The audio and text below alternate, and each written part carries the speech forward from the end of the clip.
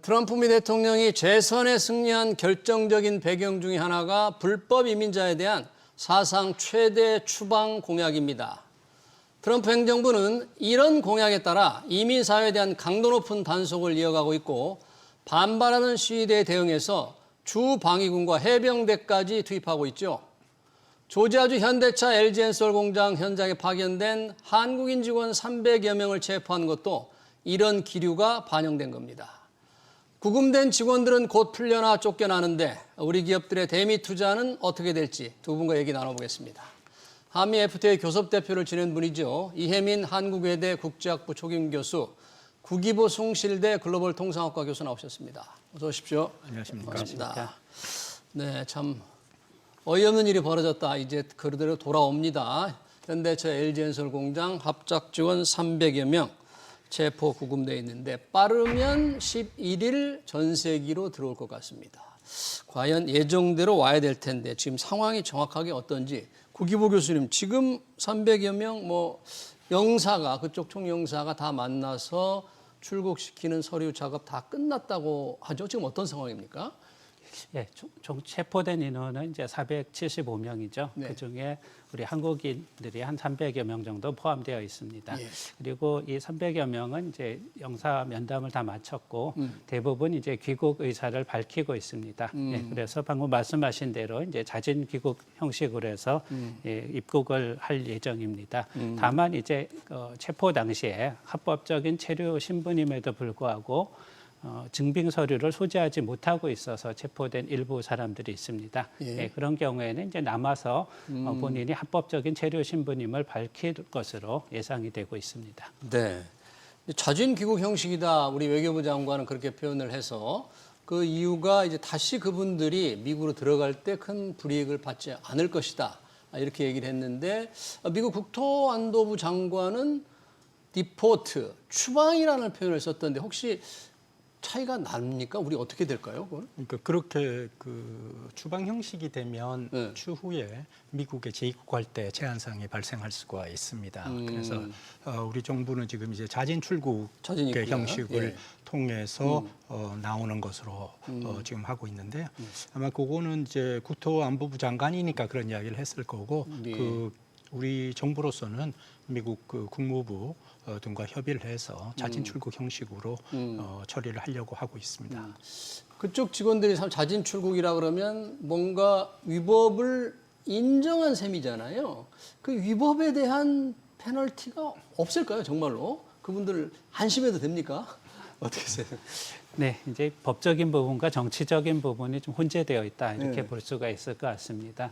사실 그 전자여행 비자에 해당되는 이스타를 통해서 이제 상용 업무를 본다는 거는 위법인 것만은 틀림이 없겠습니다. 그리고 이제 그런 것들이 이제 출입국 기록에 남게 되면은 재입국할 때 이제 어려움이 있을 것으로 예상은 됩니다. 다만 이제 우리 정부가 정치력을 충분히 발휘해서 추방이 아닌 완전한 자진 출국 형태를 취한다면은 그런 불편함들이 해소될 수 있지 않을까 기대를 해봅니다. 네, 그렇게 되기를 정말 바라고요. 이번에 문제가 된 게 결국은 적법한 비자를 우리 직원들이 갖고 있었느냐 없었느냐의 문제인데 이 비자, 어떤 비자, 우리 건설 현장에 들어간 우리 직원들이 적법하다는 건 어떤 비자가 필요한데 그분들이 실제 왜 그런 비자를 받지 못했는지, 비자 종류가 어떤 거예요? 그러니까 미국에서 취업 활동을 하려면 우선 H-1B 전문직 비자, H-1B. 예. 그다음에 L-1 비자라 그래가지고 이제 주재원 비자. 주재원 비자면 이제 E-1, E-2 역시 이것도 투자와 관련된 비자입니다. 이런 취업 비자가 필요한데 이 비자 발급에 이게 상당한 시간이 걸리고 또 거부율도 상당히 있거든요. 아, 거부도 많이 당하고. 예, 그래서 예. 이제 관행적으로 이제 공장 건설 또 설비 설치와 같은 단기 프로젝트에 투입되는 인력의 경우에는 이제 B1이라고 단기 출장 비자, 출장 비자나 뭐 안 될 경우는 에스타 해가지고 전자여가 허가제를 통한 무비자로 입국을 하는데 근데 사실은 구 교수님 말씀하신 대로 이 B1 비자나 에스타로 입국을 해서 근로 활동을 하는 것은 미국 그 규정에 어긋나는 것은 사실입니다. B1이라든지 에스타 이런 전자여행 허가를 받아가지고 돈을 받고 일하는 것은 법에 명확하게 어긋나는데 다른 나라의 경우는 어떨까요? 우리만 이런 좀 변칙적인 관행, 변칙이라고 하면 좀 표현 어떨까 싶습니다. 이런 관행을 하고 있었을까요? 예, 방금 말씀하신 네. H1B 같은 경우는 이제 한 8만 5천 개로 이제 수량이 정해져 있습니다. 8만 5천 개 연간. 네, 네. 그리고 이제 일부 국가들은 이제 쿼터를 가지고 있죠. 나중에 이혜민 교수님께 세부적인 좀 쿼터를 좀 들어봤으면 좋을 것 같은데요. 네. 예, 일단 우리나라는 이제 쿼터가 없는 상황이고요.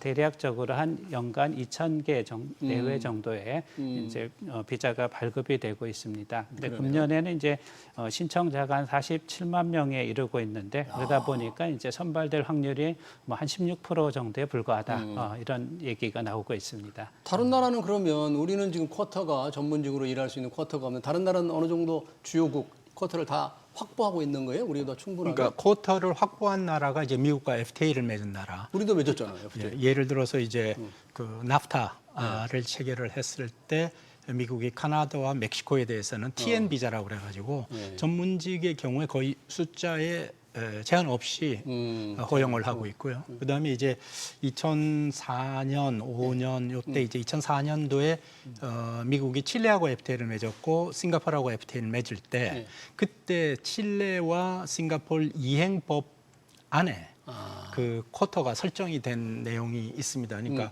그 칠레의 경우에는 1,400명, 싱가포르는 5,400명이 돼서 FTA 이행법으로 들어갔거든요. FTA 이행법으로. 그런데 거기에 대해서 미국 의회에서 굉장히 불만을 표시를 했어요. 의회에서 왜냐하면 이 이민에 관련된 것은 의회가 결정을 하는데 이 FTA 그 당시는 FTA 협상을 하게 되면 그 이행법안에 대해서 수정을 못 합니다.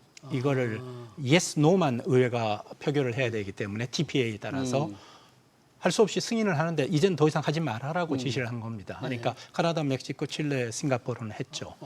그래서 호주가 2005년도에, 2004년도에 역시 FTA를 타결했는데 그거를 못 넣었어요.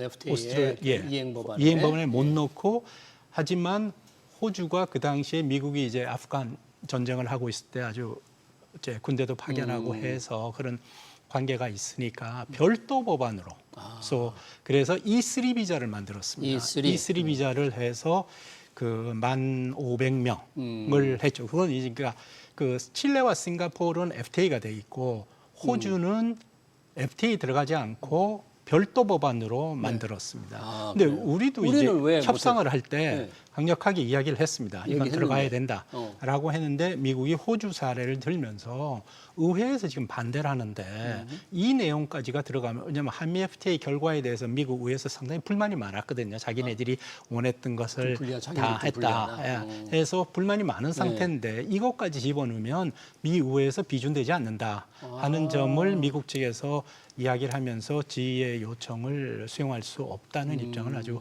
강하게 이야기했습니다. 그 이후부터 그래서 그게 없으니까 우리는 그저 쿼터도 못 받고 적은 비자 가지고 어떻게 좀 들어가 보려고 하다가 이런 좀 문제가 생긴 거군요. 그렇습니다. 그래서 이제 저희는 이제 FTA 이행은 이행대로 하고 이건 별도의 입법을 통해서 호주처럼 하려고 이제 친한 의원들을 대상으로 해서 2013년부터 이제 의회에서 계속 그 법안은 제출이 됐습니다. E4 비자.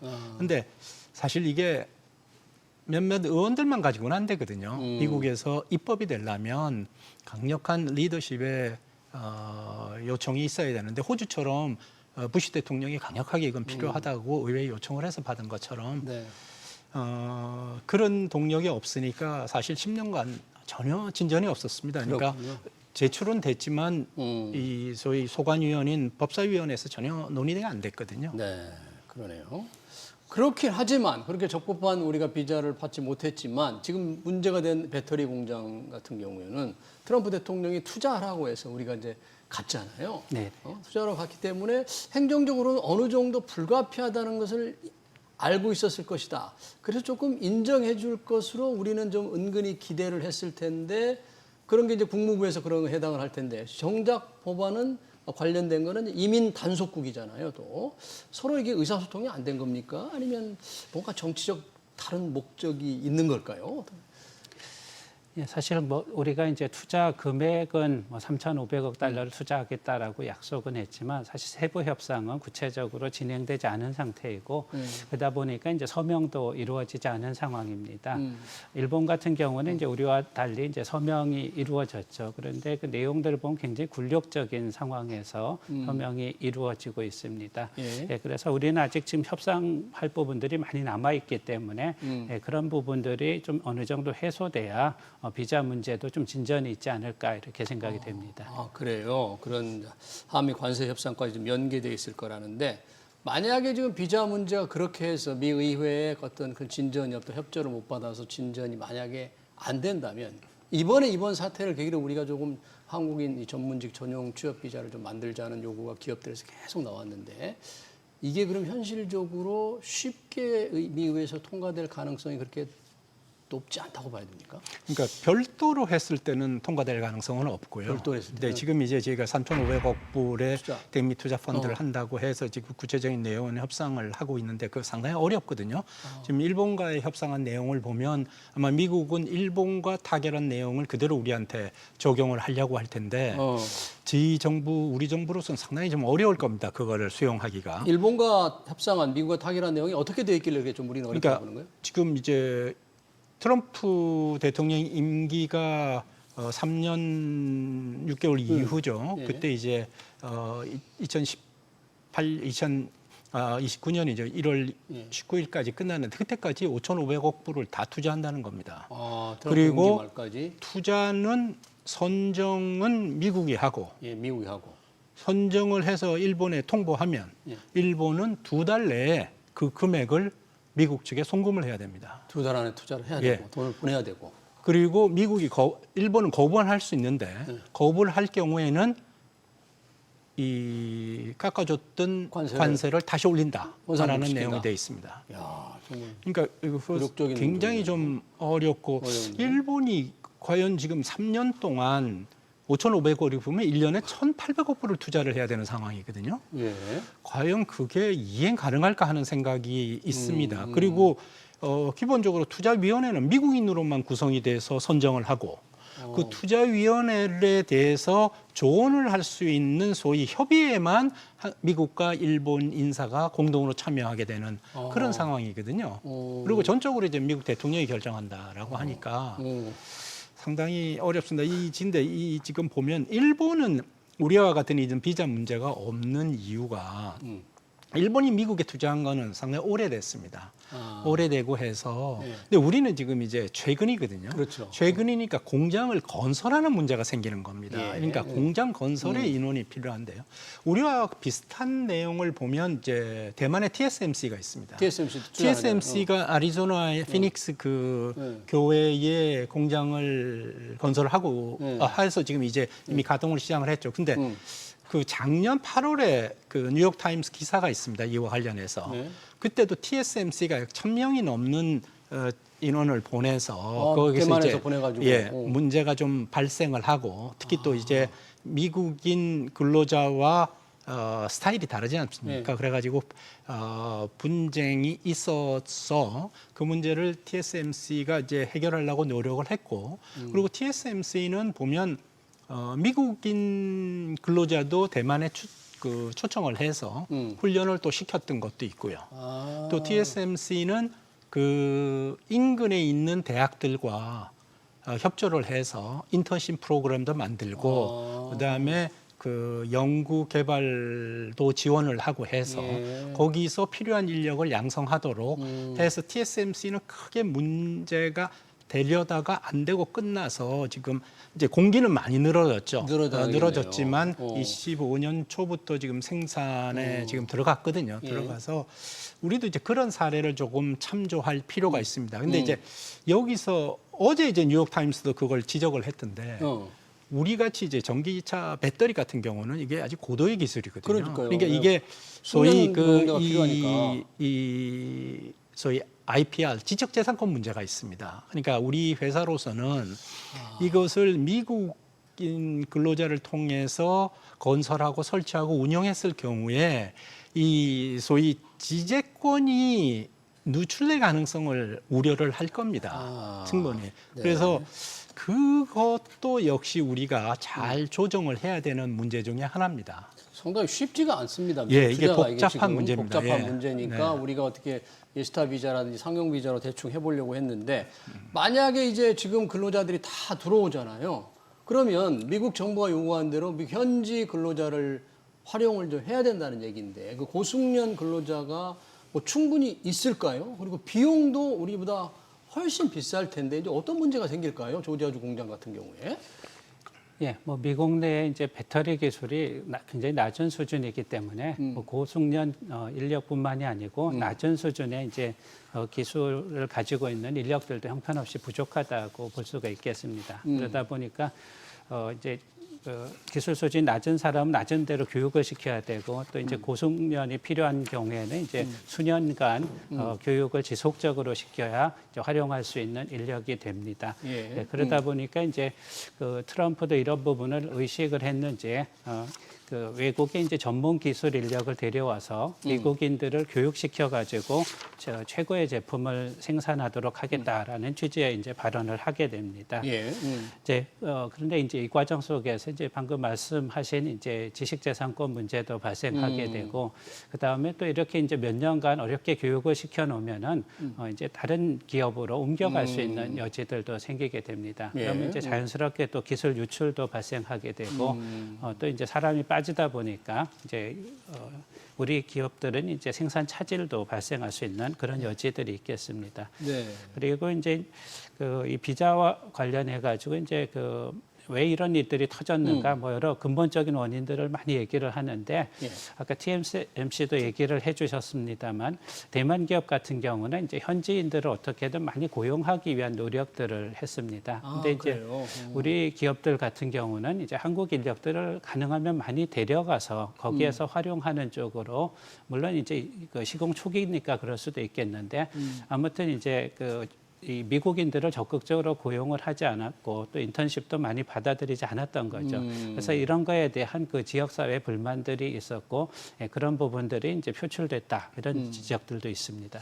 그런 불만도 있었고 TSMC도 초기에 문제가 있었지만 이번 케이스와 비슷한 일이 이미 몇 년 전에 좀 있었다면서요. 우리 기업들이 이 이스타 비자로 들어갔다가 다 쫓겨난 적도 있었고 또 비자 발급 요청에 다 무더기로 이게 거절당한 게도 많기 때문에 이 문제가 계속 기업들로서는 아주 골치 아픈 문제였는데 아까 말씀하셨는데 의회를 설득을 못한 건지 뭔가 대비가 조금 안 된 건지 그리고 이런 상태로라면 앞으로도 뭔가 이 비자 문제에 대한 본질적인 해법을 좀 마련하겠다고 정부는 얘기하지만 될 수 있는 건지가 참 걱정이네요, 기업들로서는.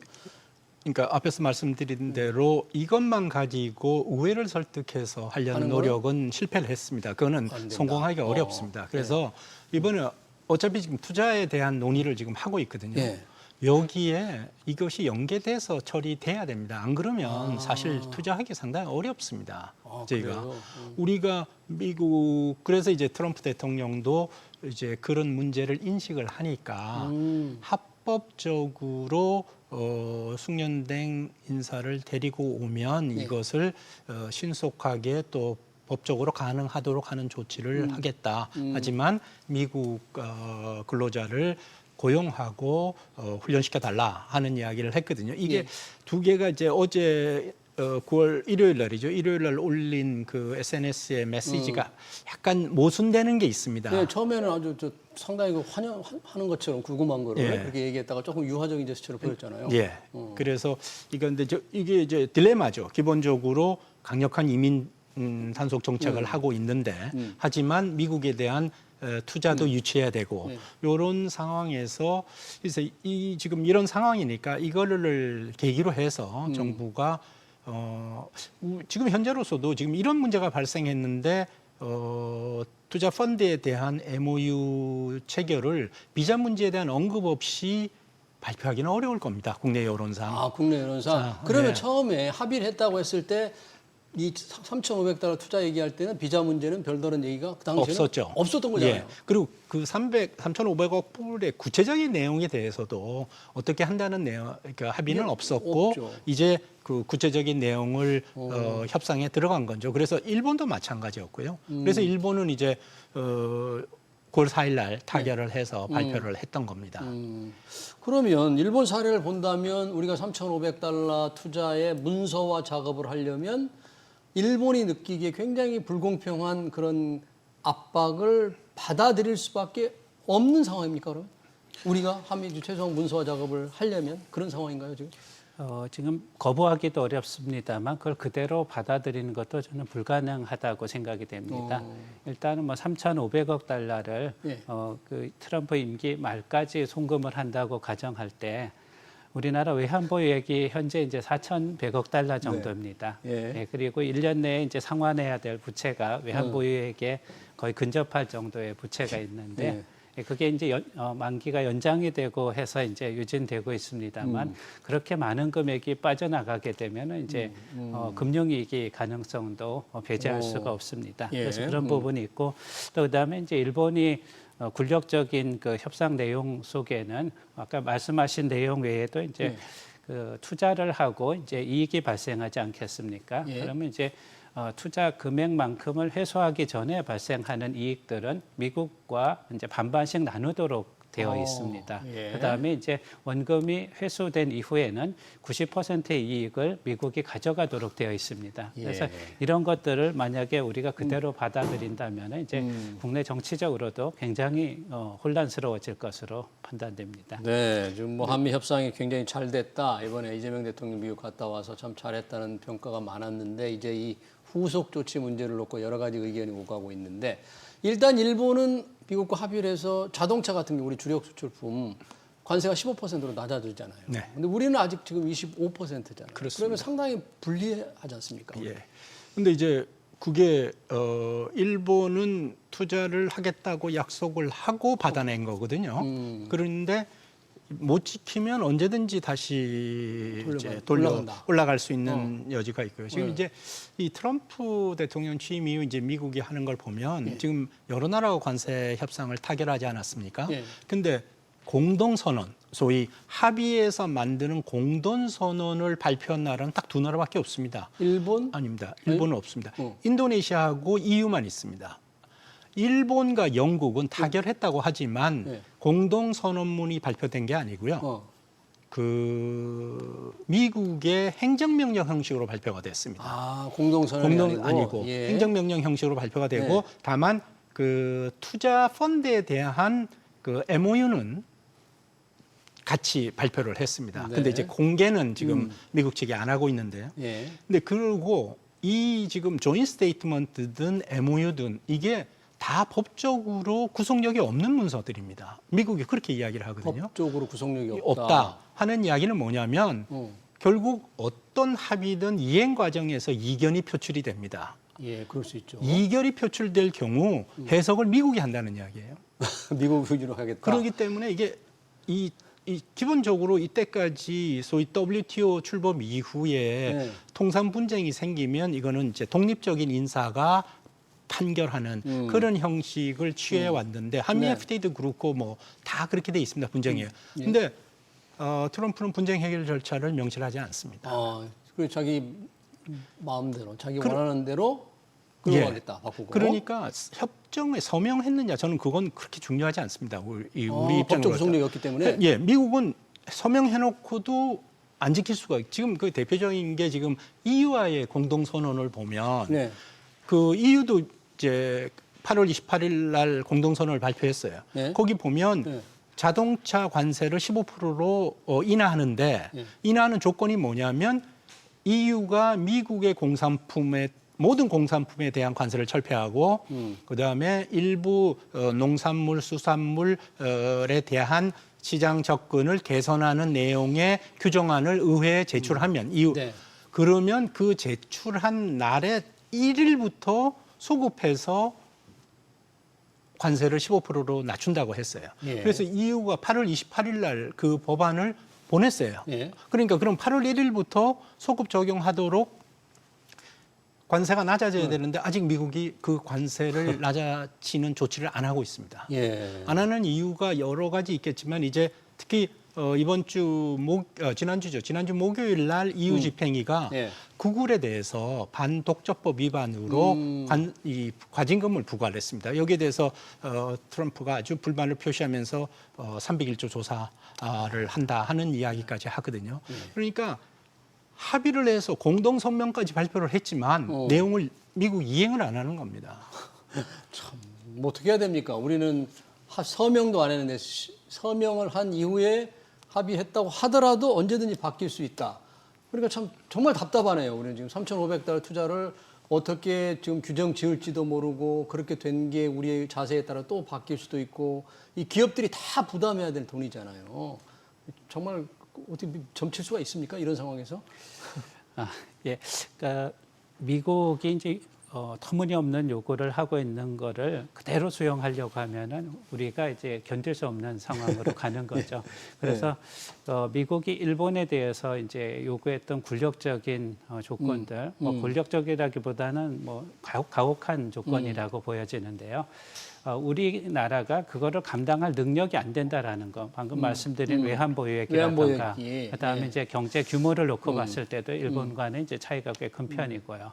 예, 그래서 이제 이런 부분들을 미국을 설득시키는 작업들이 현실적으로 좀 필요하지 않겠느냐 싶습니다. 네. 과거에 이제 뭐 광우병 관련해 가지고 우리가 재협상을 할 때도 한국의 상황을 집요하게 설득을 해서 이제 양보를 얻어내지 않았습니까? 이제 그런 것들이 있듯이 우리도 이제 이렇게 되면은 미국 수출 포기하는 쪽으로 갈 수 있고 투자를 전면 철회하는 경우로 갈 수 있다.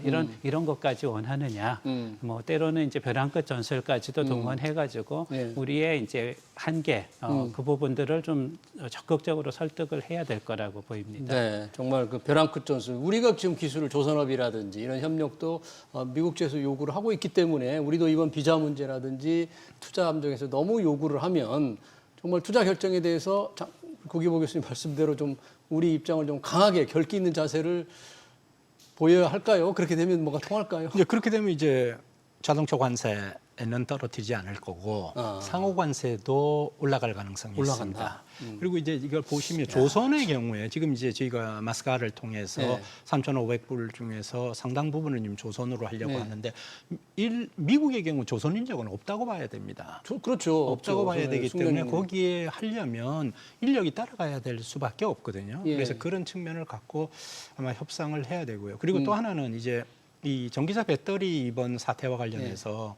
지금 미국 내에서 이 트럼프 행정부는 바이든의 소위 그 IRA 이 청정에너지 관련한 지원 정책을 완전히 바꾸고 있거든요. 그러니까 그 바이든 정부에서 시작된 게 이 배터리 투자니까 이 건설 투자에 대해서 조금 네거티브 부정적으로 본다. 네, 그런 것도 있지만 그런 것도 있고요. 특히 이제 지금 그렇게 되니까 미국 전기차 수요가 상당히 급감할 겁니다. 왜냐하면 그 전기차에 대한 소위 소득공제도 그렇죠. 올해 지금 이번 달 말로 끝나거든요. 네. 7,500불이 끝나죠.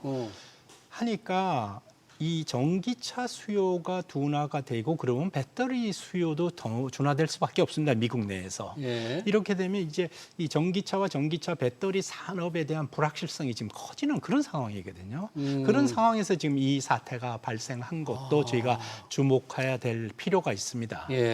참 배터리 기업들은 좀 굉장히 답답하네요. 지금 투자를 늘려가는 와중에 산업의 수요는 줄고 그 비자 문제는 터졌고 과연 공장을 납기 목적대로 할 수 있을지 기간 내에. 네.